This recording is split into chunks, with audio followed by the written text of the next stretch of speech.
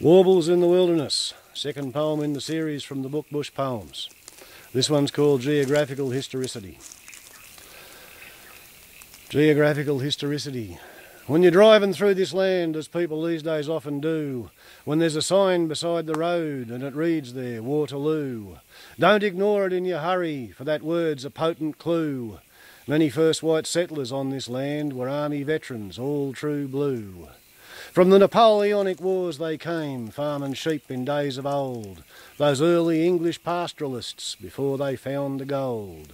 The landscape here was different then, before the sheep did it enfold, and when they marked this land with brands, in code their deeds they told.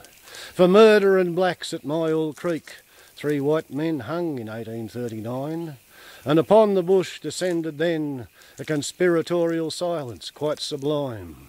For the sheep would not permit the tribes their lifestyle from the start of time, and the pastoralists couldn't face the charge of committing such a crime.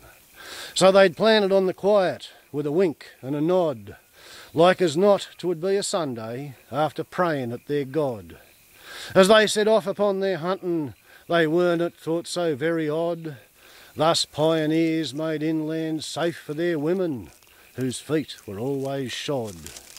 And it matters not if it's a creek or gully, a bend or ridge, it still is true, that when the powder smoke cleared off, and when those spears no longer flew, that's when those battle-hardened veterans, those warriors, true and blue, they used their word for bloody carnage.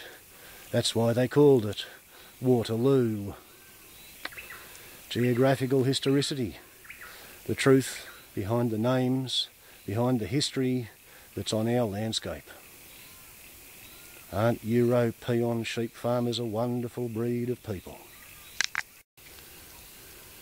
And that's a little gem that comes from Bush Poems, published in December 1996 by myself, Aero Hillbilly Enterprises, PO Box 418, Glen Innes 2370, New South Wales, Australia.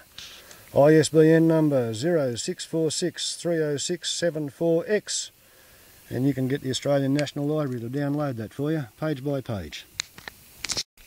Whoever would have guessed that Banjo Patterson was born on the 17th of February in the Chinese Year of the Ox, and so was I. Maybe that's the day that Australia throws up its poets, once every 12 years, who knows.